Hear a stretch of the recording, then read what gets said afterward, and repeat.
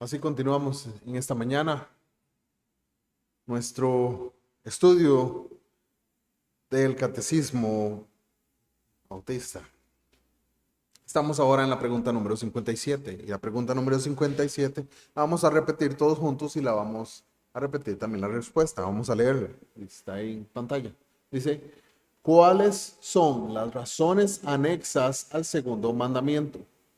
Las razones anexas al segundo mandamiento son la soberanía de Dios sobre nosotros, su derecho de propiedad sobre nosotros y el celo que Él tiene por su propia adoración.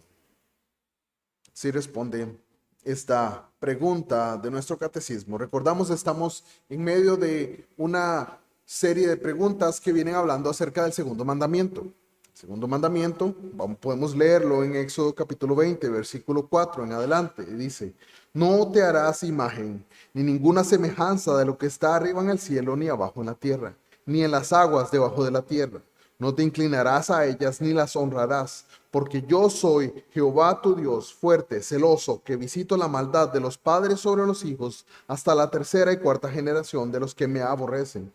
Y hago misericordia a millares, a los que me aman y guardan mis mandamientos. Esto es lo que dice el segundo mandamiento.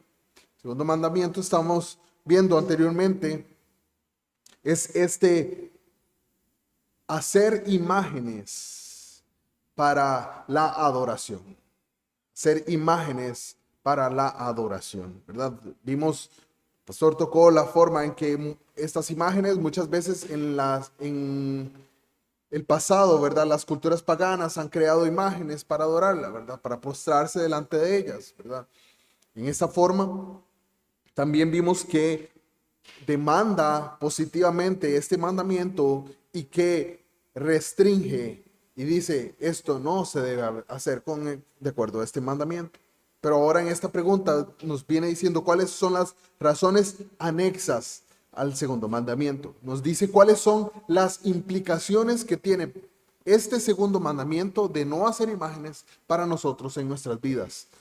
Y como podemos verlo, la respuesta nos dice que son soberanía de Dios sobre nosotros, su derecho de propiedad sobre nosotros y el celo que Dios tiene por su propia adoración.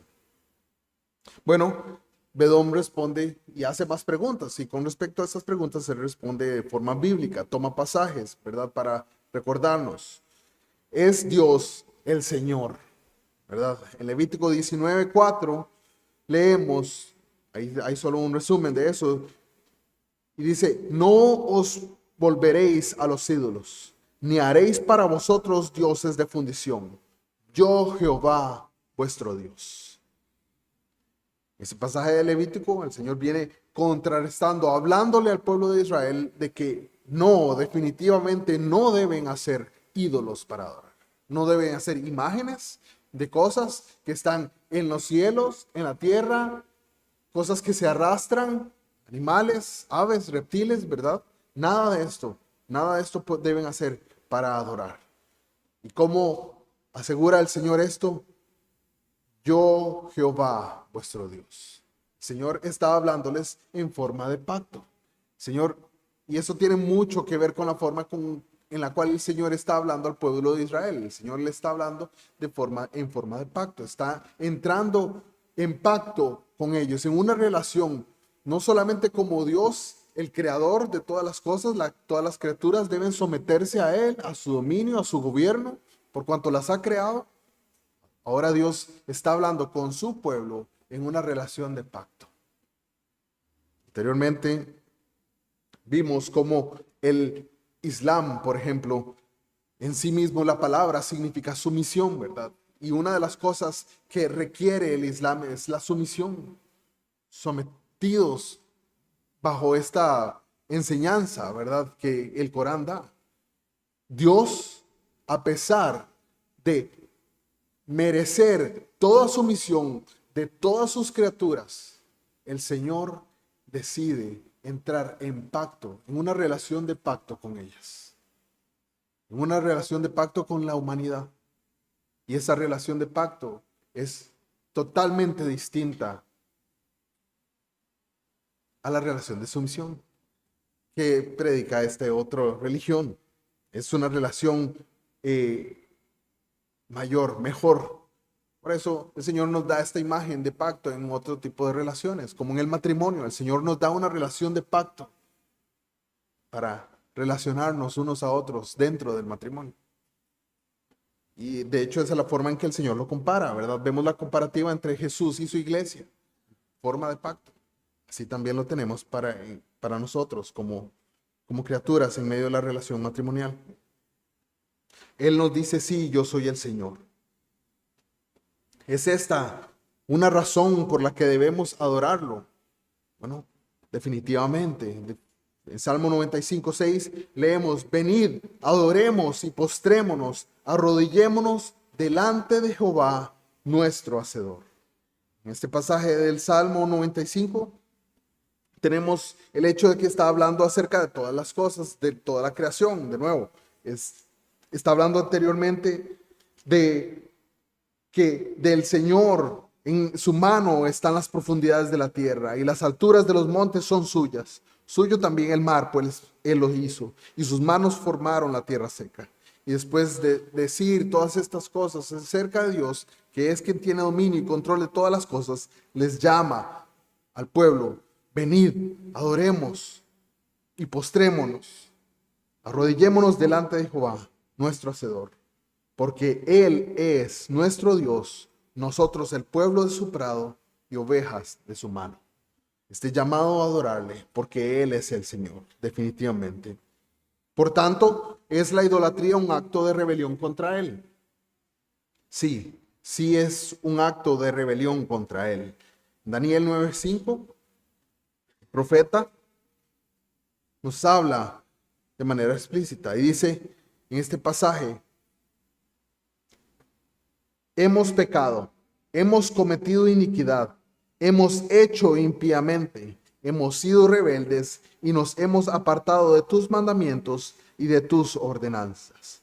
En el versículo 6 dice, no hemos obedecido a tus siervos los profetas, que en tu nombre hablaron a nuestros reyes, a nuestros príncipes y a nuestros padres y a todo el pueblo de la tierra.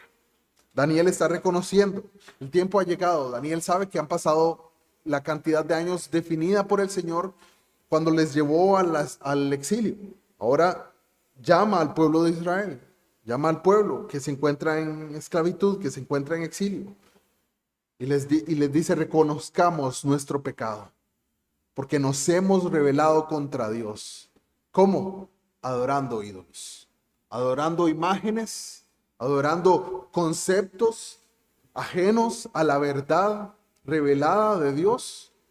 Por eso es tan importante que no volvamos nuestro corazón a la idolatría, no volvamos a los ídolos, sino al ver Dios vivo y verdadero. ¿Es Él nuestro Dios? Sí, en Levítico igualmente, en el Levítico, en el libro donde estuvimos anteriormente, capítulo 26, versículo 13.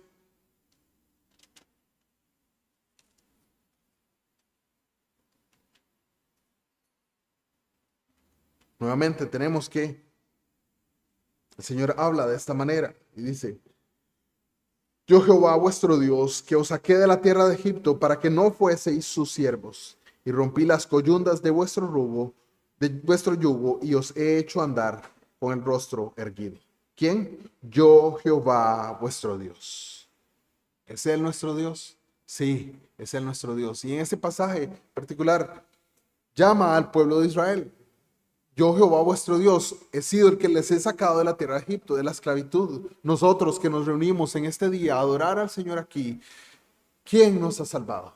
¿Quién nos ha rescatado del yugo, del pecado, de la esclavitud en la cual vivíamos? Jehová nuestro Dios. Él es nuestro Dios. ¿Es esta otra razón por la que debemos adorarlo? Sí, así es. En Josué 24:18, Josué al final de sus días, encomendando al pueblo de Israel, una vez que sus días han llegado, él ya está cercano a la muerte, les dice, y Jehová arrojó de delante de nosotros a todos los pueblos y al amorreo que habitaba en la tierra. Nosotros pues también serviremos a Jehová, porque Él es nuestro Dios. Josué se encuentra encomendando al pueblo sabe que sus días ya han llegado a su fin y encomienda al pueblo, recordando que este Dios es el que ha alejado, el que ha echado de delante de ellos a los pueblos que moraban en esa tierra. Y les dice, porque Él es nuestro Dios. Sí, debemos adorarlo porque Él es nuestro Dios. Y es también el hecho de que Él sea nuestro Dios una razón por la que debemos aferrarnos a Él. También, Jeremías capítulo 2, versículo 11, tenemos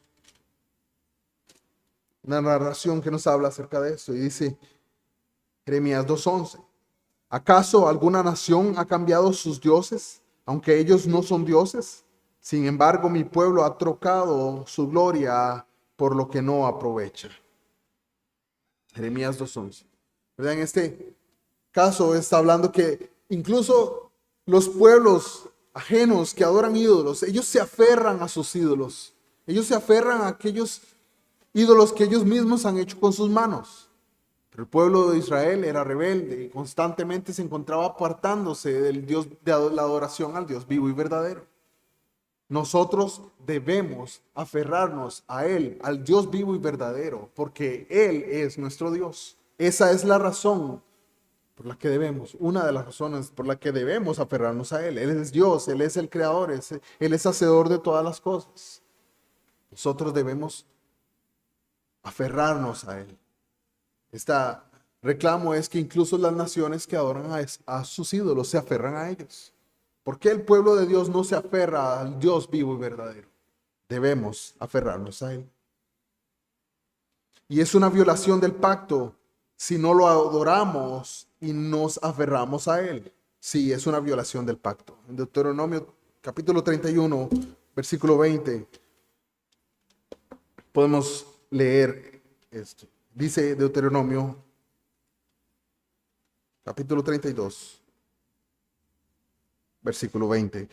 Perdón, 31, 20.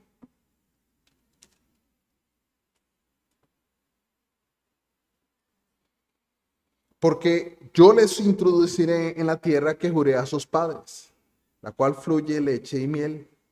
Comerán y se saciarán y engordarán y se volverán a dioses ajenos y les servirán y me enojarán e invalidarán mi pacto. Si leemos más adelante y si leemos un poco más adelante en esta porción de este libro, vemos como el pueblo de Israel, ese pueblo que Dios saca de Egipto con mano poderosa, con señales y con milagros, que Dios hace entrar luego en una tierra prometida donde abunda, donde hay abundancia, donde hay leche y miel, donde ellas fluyen.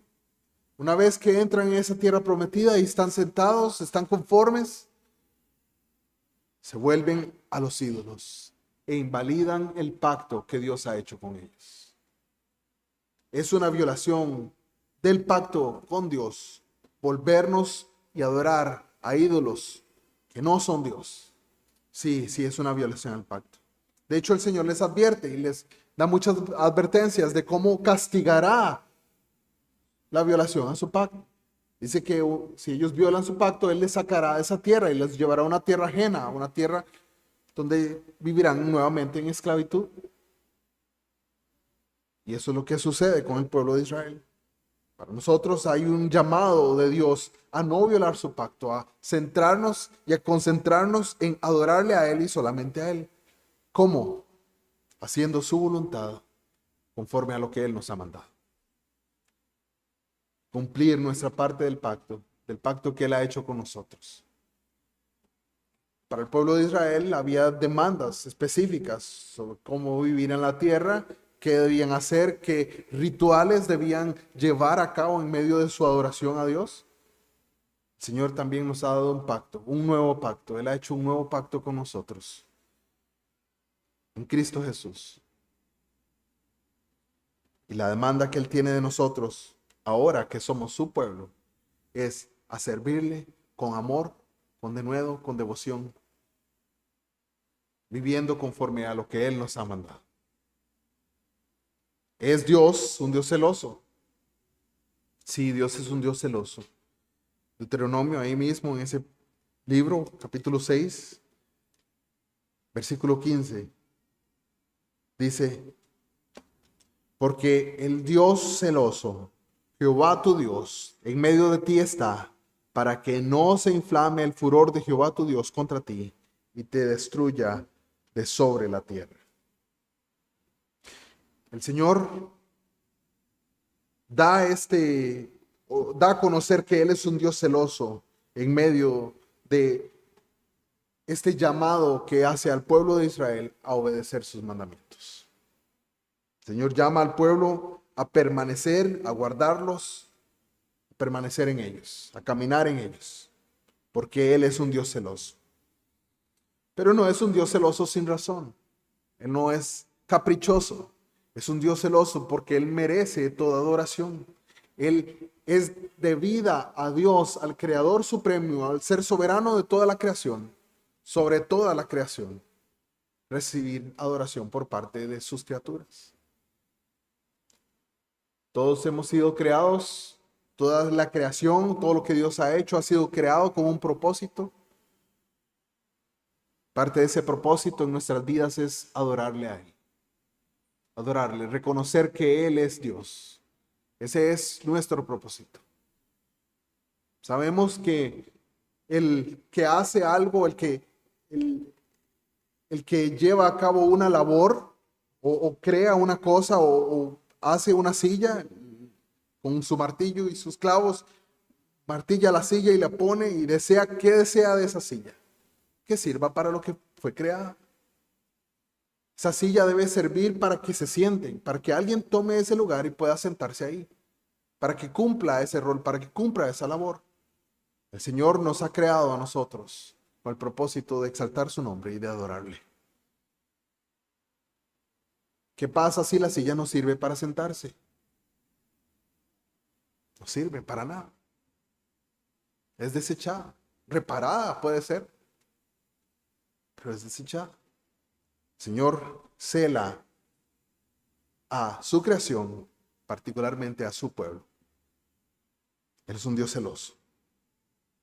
¿Implican sus celos el colmo de la ira y de la indignación? Sí.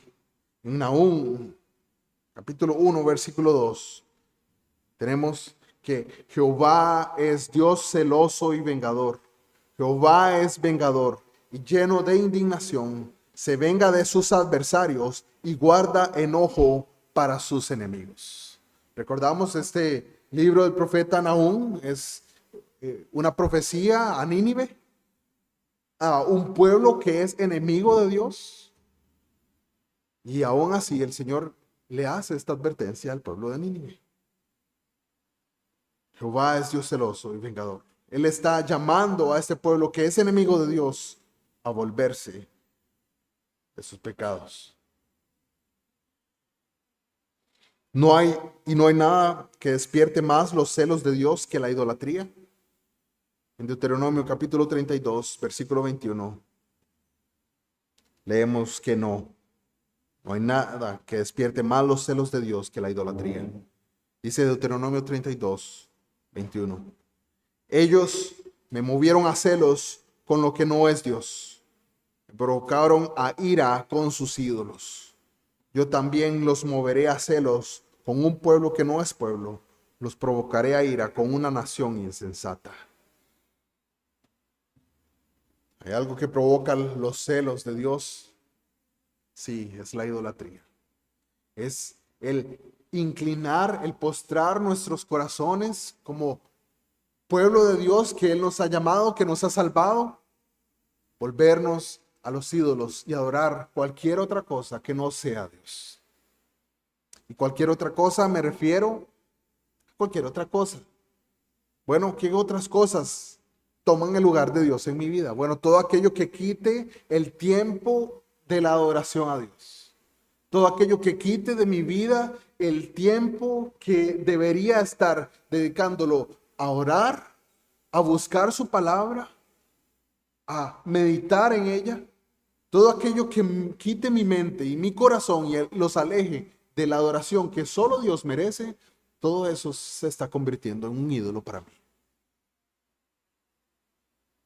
Por eso es importante no buscar despertar a Dios a celos. Es necesario que veamos que es un Dios celoso y que su ira y que no hay nada que despierte más los celos de Dios que la idolatría.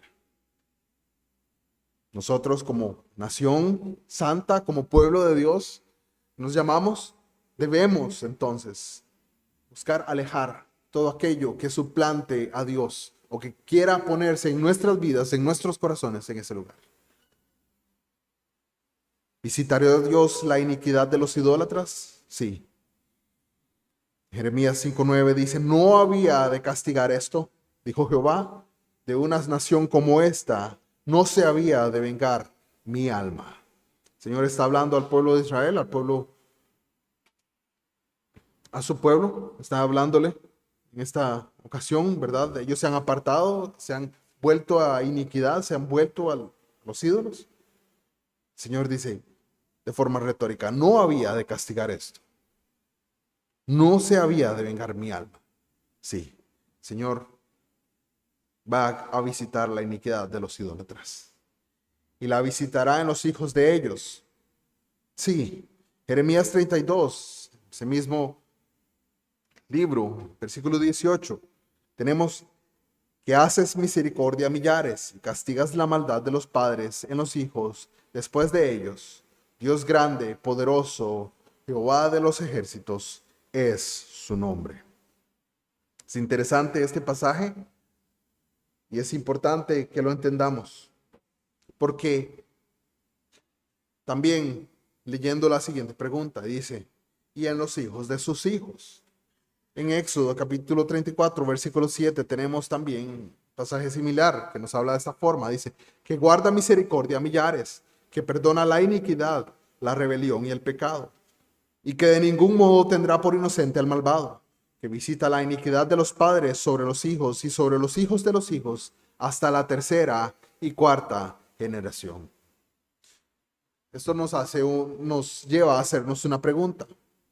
¿Castiga a Dios el pecado de los padres sobre los hijos? ¿Se lo cobra a Dios a los hijos el castigo de sus padres?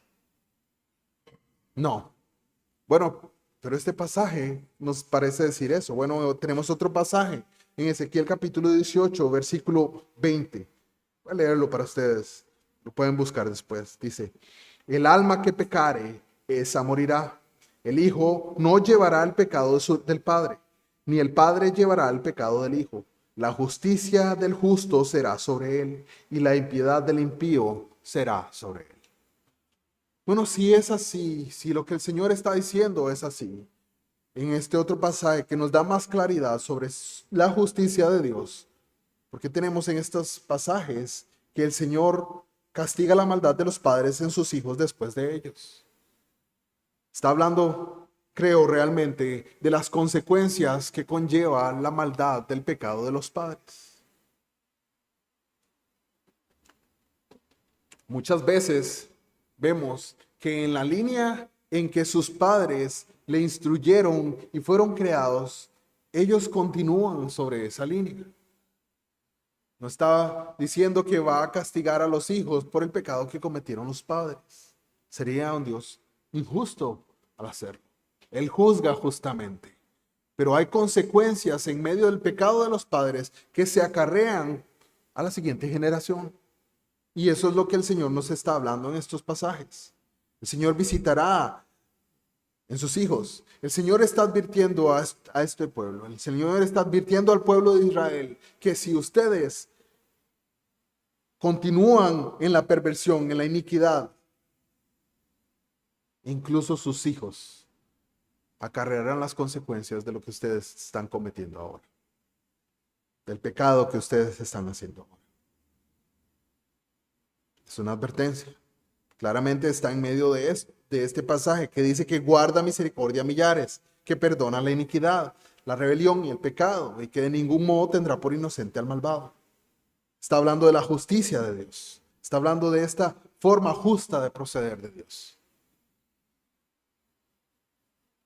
No obstante, caerán sus juicios con más fuerza sobre los que hacen suyos los pecados de sus padres. Y aquí Bedón nos da también una aclaración con esta pregunta. Y el pasaje que toma es Números 32:14, donde dice: y he aquí, vosotros habéis sucedido en lugar de vuestros padres, prole de hombres pecadores, para añadir aún a la ira de Jehová contra Israel. En este pasaje está hablando de cómo los hijos de los que pecaron anteriormente están haciendo suyo el pecado de sus padres. Están participando de los mismos pecados en los que sus padres anduvieron. Particularmente la idolatría. En medio de la apostasía más generalizada, hay algunos que aman a Dios y guardan sus mandamientos. Tenemos Primera de Reyes, en primer libro de Reyes 19:18. Y yo haré que queden en Israel 7,000, cuyas rodillas no se doblaron ante Baal, cuyas bocas no lo besaron. El Señor recuerda que en medio de una apostasía generalizada, en medio de una idolatría de forma general, en medio del pueblo de Israel, Elías, ¿verdad? El profeta se encuentra escondido, temiendo por su vida, reclamando al Señor que, Señor, ya no hay más hombres santos, ya no hay, solo yo he quedado. Aún en medio de eso, el Señor guarda para sí aquellos que aman a Dios y que guardan sus mandamientos. Tal vez podamos decir, bueno, pero es que yo vivo en un pueblo, en una nación idólatra. Bueno, pero el Señor nos tiene aquí a este rebaño pequeño, buscando adorar al Dios verdadero, buscando conocer al Dios verdadero para adorarle conforme a su voluntad.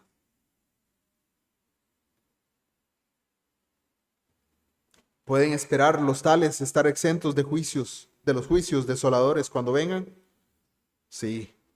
Ezequiel 9:4 nos dice: y le dijo Jehová, pasa por en medio de la ciudad y por en medio de Jerusalén, y ponles una señal en la frente a los hombres que gimen y que claman a causa de todas las abominaciones que se hacen en medio de ella. Estos hombres a quienes se está dirigiendo son personas que reconocen que hay abominación en medio de ellos, reconocen que hay pecado en medio de ellos, pero se vuelven al Señor y se duelen por ver la maldad que hay a su alrededor. El Señor no los juzgará y dice: ponles una señal en la frente. El Señor dice: marque a esos hombres, a esas personas que reconocen el pecado en el medio del que viven, pero no quieren ser participantes de ese pecado. Y pueden encontrar muestras peculiares de la consideración divina.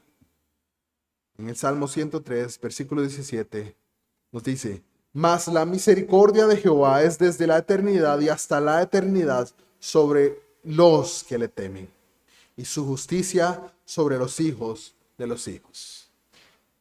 Qué hermoso que el Señor se refiere de esta manera a aquellos que le temen,